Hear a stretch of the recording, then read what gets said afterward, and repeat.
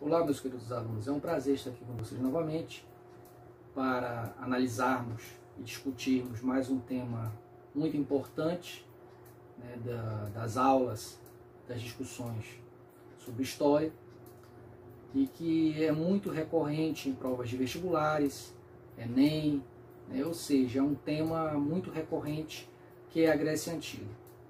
Mas antes de começarmos a falar ou a fazer qualquer referência à antiga civilização grega, é válido destacar que a herança cultural, social, né, que essa civilização nos legou, ela é riquíssima. A Grécia Antiga nos deixou muito, né, de conhecimento sobre filosofia, matemática, história. Nos legou também um saber muito importante no conhecimento da ciência política, né, com o uso, por exemplo, das expressões de democracia, aristocracia. E nos deixou também um legado de conhecimento, né, da cultura, né, do passado, no sentido de valorização do teatro, da poesia, né, e é uma sociedade extremamente abordada, né? Tanto no mundo, no caso dos estudantes do ensino médio, né? Do fundamental também, do fundamental maior, como na própria questão universitária, onde os estudos sobre Grécia Antiga, não só aqui no Brasil, mas principalmente fora aqui do Brasil, eles são muito relevantes.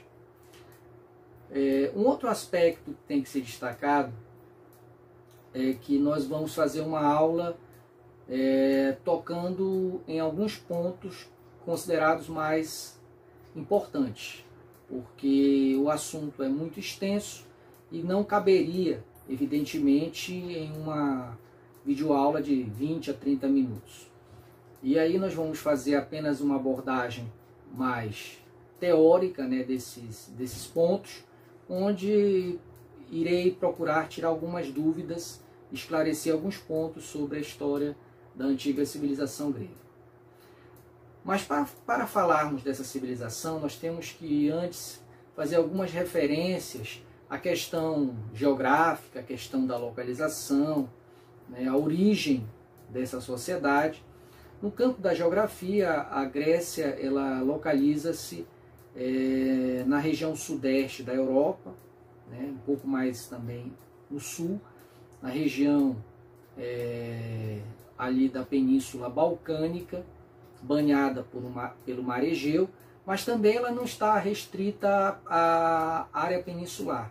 A Grécia também, a civilização grega também, ela se espalhou por vários pontos do Mediterrâneo, em diversas ilhas, diversos pontos do litoral do Mediterrâneo.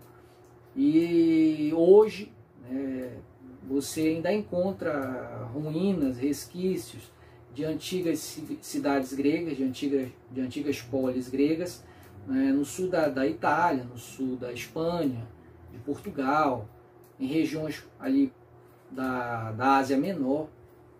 Então a civilização grega ela deixou uma herança não só cultural, mas uma herança arquitetônica importantíssima.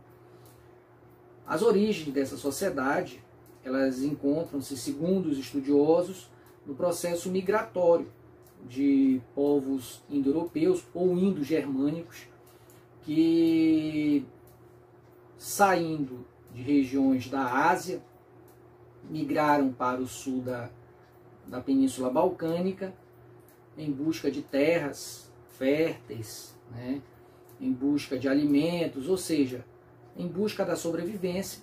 E essas migrações elas tiveram início, digamos assim, por volta de 2000 a.C.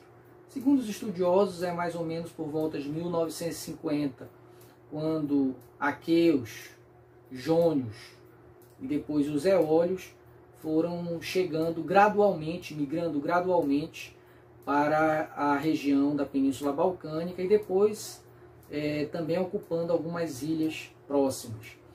Essas migrações, elas, como eu já falei para vocês, elas foram sucessivas, elas não se deram ao mesmo tempo e ocorreram num período, num contexto de aproximadamente 500, 600 anos, né, desde 1950 a.C. até por volta do século 12, 13, quando finalmente, numa data aproximada de 1200 a.C., o último dos povos indo-europeus, os dórios, eles migraram para a região da Península Balcânica, ocasionando assim profundas transformações. A chegada dos dórios, sem dúvida nenhuma, foi a mais traumática, né? Segundo aquilo que os historiadores, os arqueólogos, eles conhecem do assunto.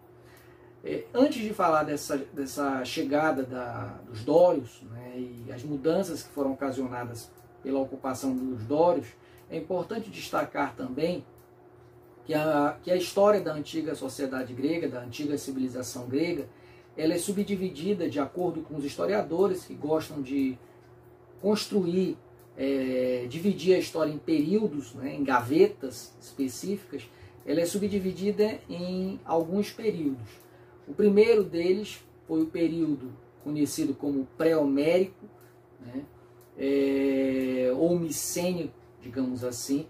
Esse contexto é o contexto da migração desses povos indo-europeus, e se dá entre 1950 e 1200 a.C. O período micênico, ele também é conhecido dessa forma, porque desse contexto, que vai de 1950 até 1200 a.C., ocorreu o desenvolvimento, o surgimento de importantes sociedades que acabariam por influenciar a própria sociedade da polis, que ia se formar a partir do século IX, entre os séculos IX e século VIII a.C. Essas sociedades que se desenvolveram antes da formação da polis, elas são são conhecidas mais especificamente como a civilização cretense, né, e a civilização micênica, que se expandiram antes, digamos assim, do surgimento das chamadas polis, das chamadas cidades-estados, que, volto a repetir, só foi ocorrer por volta do século IX, século VIII a.C. Falando dessas duas sociedades, a micênica e a cretense são importantíssimas, elas deixaram um legado cultural riquíssimo, mas elas acabaram não sobrevivendo, digamos assim, à chegada, né, o processo migratório dos povos indo-europeus, que, volto a ressaltar, foi extremamente traumática, principalmente a chegada dos dórios por volta do século XII, que causou, só para efeito de conversa, causou a chamada primeira diáspora, que foi quando muitos povos que já habitavam indo-europeus, aqueus, jônios, eólios, acabaram migrando, né, em razão dos conflitos ocasionados pela chegada dos dórios, acabaram migrando para as ilhas mediterrâneas, formando ali as primeiras comunidades que iriam posteriormente originar algumas polis também relevantes. Vale ressaltar que os três primeiros povos indo-europeus que migraram para a Península Balcânica, aqueus, jônios e eólios, eles ainda não conheciam o uso do ferro, né? Faziam uso ainda de armas feitas de bronze, e foram os dórios, já no século XIII, século XII, digamos assim, antes de Cristo, que trouxeram armas de ferro, e isso também ocasionou um certo desequilíbrio, né, militarmente falando, nos confrontos que acabaram ocorrendo neste contexto. Vale ressaltar também que o segundo período, o segundo contexto que os historiadores organizam, separam, né, para explicar a história grega, é conhecido como o período homérico, que vai mais ou menos de 1100 até 800 a.C. O período homérico é esse contexto pós-chegada dos dórios, né, pós-primeira diáspora, digamos assim, onde vai haver uma grande, vou usar esse termo, uma grande desordem, né, né, conflitos, guerras entre os povos invasores, e isso vai gerar uma série de guerras, né, guerras contínuas, e a sociedade grega, nesse contexto do período chamado de Homérico, vai voltar a uma condição familiar, né, naquela divisão também que é tradicional, né, a sociedade volta a ser uma sociedade gentílica, né. Algum tempo depois, esses gêneros eles vão originar as chamadas frátrias, né. Na sociedade gentílica não existia ainda o conceito que nós consideramos de propriedade privada, né. A terra era um espaço que pertencia ao núcleo familiar, digamos assim. Existia o pater, né, família, ou seja, o líder daquele grupo. Existiam vários grandes grupos. Depois esses gêneros foram originando, foram se unindo, foram se mesclando e deram origem às chamadas frátrias, né. Posteriormente, as frátrias originaram as chamadas tribos, que já eram a união de várias dessas frátrias, isso já por volta de 900 a.C., entre 1000 e 900, e já por volta de 900 a 800 a.C., as tribos elas foram unindo-se e originando as chamadas polis, ou seja, as chamadas cidades-estado. Então essa é a organização, né, a formação tradicional que os historiadores se utilizam para tentar explicar como ocorreu a formação da polis, né, fazendo uma explicação desde as chamadas origens dessas polis, nos gêneros, nos grupos familiares, que acabaram se unindo e formando as frátrias. Depois as frátrias foram unindo-se, também formando tribos, e as tribos originaram as chamadas polis ou cidades-estados.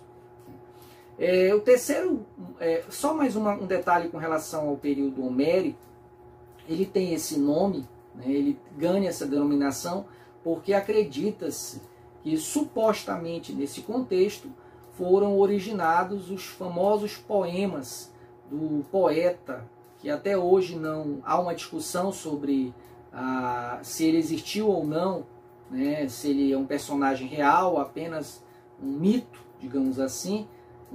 E esse poeta, esse Aedo, como eles chamavam naquela época, era conhecido como Homero, e supostamente ele foi a pessoa que recitou, né, ou que recitava os poemas que ficaram conhecidos como a Ilíada e a Odisseia, né, dois poemas míticos, né, que narram episódios importantes, né, do passado grego, né, da existência da suposta guerra de Troia, tratado na Ilíada, né, onde os gregos vão unir-se, segundo o mito, né, após o sequestro da rainha Helena, e vão cercar a cidade de Troia por 10 anos, até que finalmente a cidade vai ser invadida e vai ser destruída.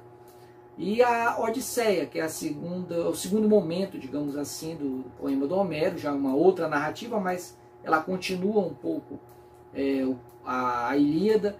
E na Odisseia nós temos o episódio das experiências de Ulisses, né, o Odisseu, né, o rei de Ítaca, que participou da guerra de Troia, né, apoiou o cerco a Troia, e após o final do conflito, após Troia ter sido conquistada, Odisseu acabou sendo vítima de da ira dos deuses, principalmente de Poseidon, né, ficou 10 anos perdido no mar, né, enfrentando inúmeros perigos, enquanto sua esposa tecia uma manta, né, tentando enganar, digamos assim, ou adiar o máximo que podia a pressão dos pretendentes, e Ulisses acabou retornando, matando os seus adversários que queriam casar com a esposa dele.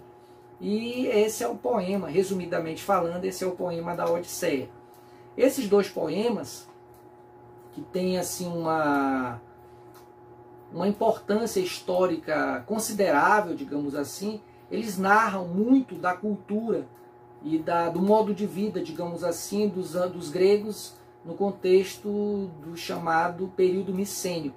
Os poemas, eles são riquíssimos e eles são muito úteis para os historiadores, para os estudiosos, de uma forma geral, tentarem compreender, digamos assim, como viviam os costumes, o modo de vida, as crenças dos antigos gregos no contexto do período micênico. Eu já falei do período micênico, ou pré-homérico, do período homérico, eu acabei de falar. O período arcaico é o terceiro período, é o momento em que as polis começam a se formar. O período arcaico vai de 800 até 500 a.C. É no contexto do período arcaico que começam a surgir as chamadas polis, ou cidades-estado. Temos logo em seguida o período clássico, que vai mais ou menos de 500 a 338 a.C. É o contexto de maior desenvolvimento das polis gregas. No período clássico nós temos o auge, principalmente da democracia em Atenas, no momento em que a cidade de Atenas vai se destacar, mas também é marcado por uma crise, as chamadas, primeiramente, as guerras médicas, que vão ser vencidas pelos gregos, e depois as guerras do Peloponeso, que vão ocasionar, em seu momento final, a derrota das cidades gregas, que vão ser conquistadas pelos macedônios. Isso já em 338, é quando acaba o chamado período clássico. E por fim o período helenístico, que vai de 338 até mais ou menos 275, que é quando as cidades gregas passam a ser dominadas pelos macedônios, por Felipe, e depois por Alexandre, e a cultura grega, através das vitórias militares de Alexandre, se espalha, se difunde por várias regiões da Ásia, do norte da África. Esse contexto é chamado de período helenístico. Uma curiosidade importante é que nós chamamos a Grécia Antiga dessa forma, mas os antigos gregos, e até hoje, há uma tradição de se chamar, os gregos se autoproclamam, digamos assim, helenos, e não gregos. Essa é uma curiosidade interessante. Segundo os estudiosos, o uso da expressão heleno ou Hélade para a Grécia vem de uma antiga tradição mítica de um suposto rei que governou a Grécia no passado mítico, mas há uma explicação também que foi dada pelo Aristóteles, isso já por volta do século IV, que atribuiu, segundo ele, a palavra helenos, vem, segundo a tradução do indo-europeu, ela, digamos assim, ela vai significar graicos, ou seja, gregos. Ou seja, Aristóteles ele cria, ele faz essa relação, a partir do significado da palavra heleno, para designar por que ela passou, que heleno passou a ter um outro significado na nossa língua latina, de origem latina, ocidental, que os helenos passaram a ser chamados de gregos, no caso. Ou seja, a palavra, segundo Aristóteles, volto a repetir, a palavra helenos, em seu significado original, ela significa graicos, daí veio a designação gregos. Vamos falar também agora um pouquinho, já falei das origens, já fiz alguns comentários sobre os poemas homéricos, sobre o povoamento, eu falei um pouco sobre a periodização também da história grega, mas eu queria fazer alguns comentários também importantes sobre duas significantes polis da Grécia Antiga, que foram respectivamente a polis de Atenas e a polis de Esparta. Atenas foi uma polis grega que originou-se por volta do século IX, século VIII a.C., a partir das origens do povoamento, digamos assim, dos jônios na região da Ática. Segundo a tradição lendária, segundo vários estudos arqueológicos, inicialmente Atenas foi governada por um rei, ou seja, a primeira forma de governo que Atenas possuiu ao longo de sua história era uma monarquia. Só que essa monarquia acabou não progredindo por muito tempo, não permanecendo por muito tempo, e foi imediatamente substituída por um governo aristocrático, ou seja, por um governo onde apenas uma pequena elite nobre, digamos assim, os chamados bem-nascidos, passaram a governar a cidade. Isso já por volta do século VII antes de Cristo. Destaca-se também que a sociedade ateniense, ela desde as suas origens, ela era organizada em 3 grupos específicos. Existiam aqueles que eram os descendentes diretos, digamos assim, dos jônios, que eram divididos em eupátridas, ou bem-nascidos, os nobres, no caso, jorgóis, demiurgos e tetas. Esses eram os descendentes dos jônios, digamos assim, em Atenas. Evidentemente, no início da história da polis de Atenas, apenas os eupátridas, digamos assim, tinham direitos políticos, e foram eles que tomaram o poder, como eu já falei para vocês, tiraram o rei e passaram a governar Atenas no regime aristocrático. Mais abaixo existiam os metecos, que eram pessoas livres, geralmente de origem estrangeira, que habitavam a cidade, e os ilotas. Os ilotas não, e os escravos, que eram a grande maioria, digamos assim, já no século VI, século V, da população ateniense, que eram formados principalmente por prisioneiros de guerra, né, e também havia a escravidão por dívidas e a questão do nascimento de filhos de escravos. Essa era a sociedade ateniense. Só fazendo algumas observações importantes.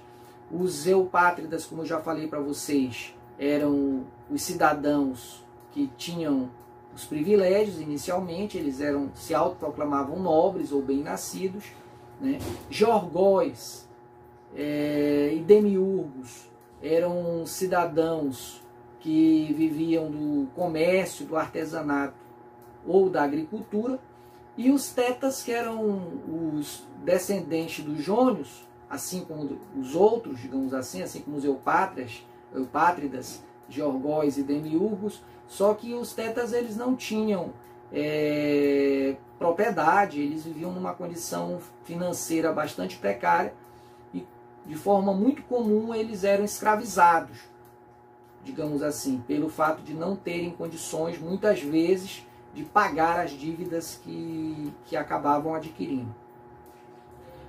O governo ateniense durou algum tempo, como aristocrático, começaram uma série de crises sociais em Atenas, pressões principalmente dos outros cidadãos que não tinham direitos, porque, como eu já falei para vocês, no governo aristocrático, apenas os eupátridas tinham privilégios, jorgóis, demiurgos e tetas começaram a pressionar.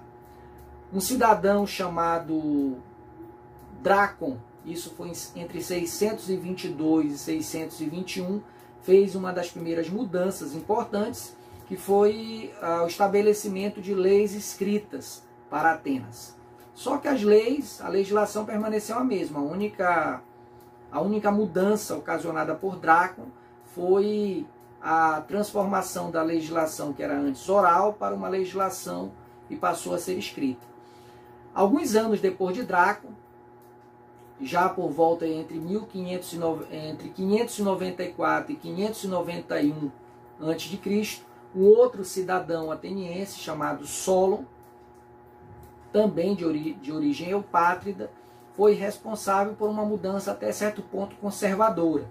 Solon ele acabou com a escravidão por dívidas, cidadãos que se endividassem não podiam mais ser escravizados.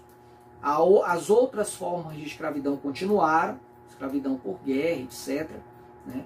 Mas a escravidão por dívidas foi extinta, e Solon também ele estabeleceu um governo que ficou conhecido como timocracia, ou seja, ele passou a estabelecer a participação de cidadãos no governo de Atenas a partir da condição de renda de cada cidadão, ou seja, a participação se dava de acordo com a condição financeira do cidadão em Atenas. Evidentemente, o cidadão que não tivesse uma propriedades ou uma condição financeira satisfatória, que chegasse a um determinado patamar, continuaria excluído da política ateniense. 30 anos após essas mudanças que Solon realizou, já por volta de 560, 561 a.C., um cidadão eupátrida chamado Pisístrato assumiu o poder e tornou-se tirano, iniciou a chamada tirania em Atenas, governando Atenas por várias décadas.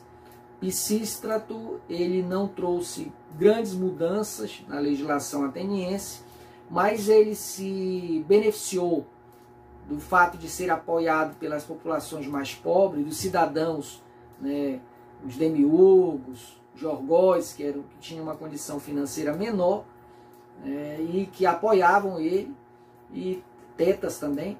E com esse apoio desses cidadãos menos poderosos, digamos assim, o Pisístrato ficou no poder volto a repetir, por várias décadas.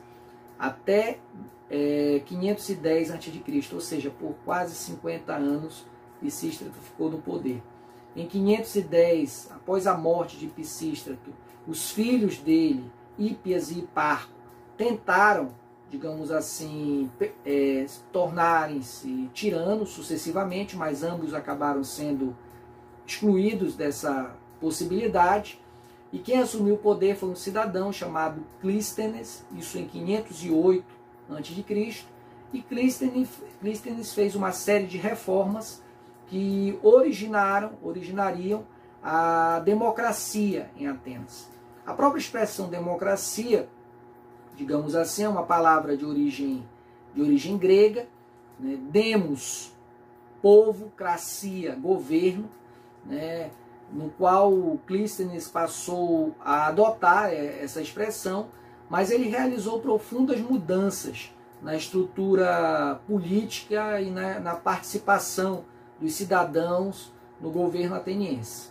Uma das primeiras grandes mudanças, digamos assim, que Clístenes fez na democracia, no governo de Atenas, foi a divisão dos cidadãos atenienses em 100 demos, que eram, digamos assim, 100 grupos de cidadãos de acordo com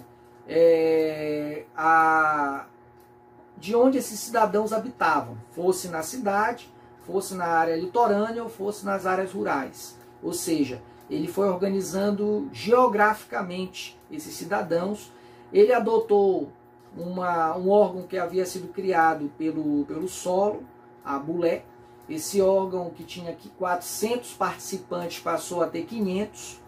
Ele dividiu também esses 100 demos em 10 tribos, também de acordo com a geografia de Atenas. E cada tribo teria um representante, né? Ou seja, cada uma das tribos teria um representante que seria escolhido através de sorteio. É importante destacar que na democracia ateniense não havia eleição, né? Os principais cargos, as principais funções, elas eram todas realizadas através de sorteio, e os cidadãos eles participavam de forma direta. A democracia era uma democracia participativa, né? De uma democracia direta, onde os cidadãos, quando precisavam decidir algo importante para os rumos de Atenas, impostos, guerras, etc. e tal, eles se reuniam em uma praça central, a Ágora, né, da cidade de Atenas, e lá eles decidiam, digamos assim, os destinos da cidade ou alguma mudança importante que pudesse afetar a vida dos cidadãos. Então esses são pontos importantes para entender um pouquinho de como se constituiu essa democracia. Volto a repetir, uma democracia direta, onde os cidadãos participavam ativamente, fossem eles de qualquer categoria social.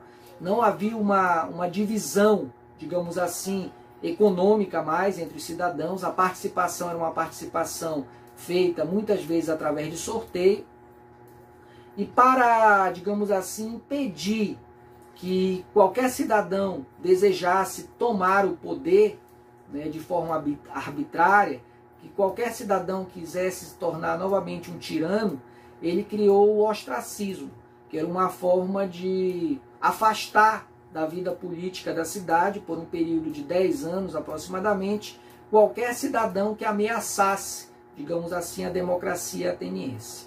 É bom destacar que a democracia em Atenas não era para todos, evidentemente. Somente os cidadãos, né, descendentes dos jônios, do sexo masculino, tinham participação ativa na democracia. Mulheres, estrangeiros, no caso metecos, né, escravos, qualquer um desses grupos, que eram a grande maioria da população ateniense, estavam excluídos da democracia. A democracia, então, não era para todos, era uma democracia que excluía grande parte da população e que somente os cidadãos, né, tinham direito de participarem. A economia ateniense, ela era baseada nos pilares da agricultura, do comércio e do artesanato. A grande base da economia, sem dúvida nenhuma, era a produção agrícola, mas no caso de Atenas, o comércio realizado a partir do porto de Pireu tinha uma importância também significativa. Os atenienses, já no período clássico, desenvolveram um comércio significativo no Mediterrâneo, onde compravam e vendiam diversos tipos de produtos, né? Era muito comum o cultivo da oliveira, a produção do vinho, né? Ou seja, os atenienses eles tinham uma prática de produção desses itens e de comercialização também muito intensa.